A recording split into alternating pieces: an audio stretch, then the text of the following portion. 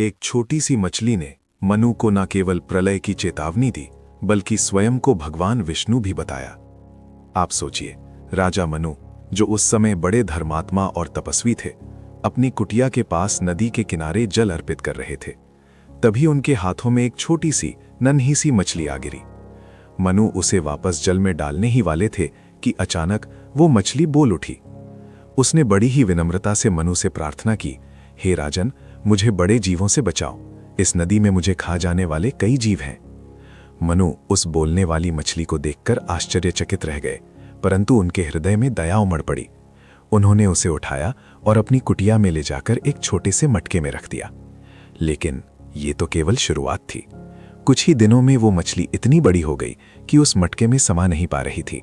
उसने मनु से फिर कहा, हे राजन, मुझे अब एक बड़ा स्थान चाहिए।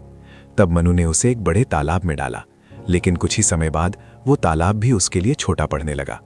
एक के बाद एक मनु उसे कुएं से तालाब, तालाब से नदी और फिर नदी से विशाल सागर में डालते गए।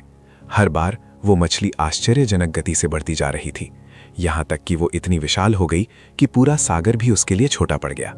मनु समझ गए कि ये कोई साधारण जीव नहीं, ये कोई देव ही हो सकते हैं। तब उस विशाल मछली ने अपने दिव्य रूप का कुछ अंश दिखाते हुए राजा मनु से कहा, हे मनु, मैं स्वयं भगवान विष्णु हूं और तुम्हें चेतावनी देने आया हूं।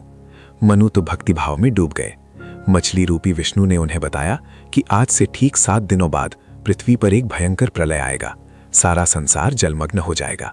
उन्होंने मनु को आदेश दिया कि वे एक विशाल नौका का निर्माण करें और उसमें सभी प्रकार के बीजों, औषधियों, सप्तर्षियों और सभी प्राणियों के जोड़ों को एकत्रित कर लें। ठीक 7वें दिन जब महाप्रलय आया, चारों ओर जल ही जल था, तब विष्णु अपने मत्स्य अवतार में एक विशालकाय मछली के रूप में प्रकट हुए। उन्होंने अपनी सींग पर उस नौका को बांध लिया और उसे सुरक्षित स्थान पर ले गए। और इस तरह उस छोटी सी मछली ने केवल मनु को ही नहीं, बल्कि पूरी सृष्टि को एक नए युग में ले जाकर ये दर्शाया कि कैसे स्वयं ब्रह्मन भी अत्यंत सूक्ष्म रूप में प्रकट होकर सृष्टि के भविष्य का मार्ग प्रशस्त कर सकते हैं। सदस्यता लें, क्योंकि अगला अवतार और भी रहस्यमय है।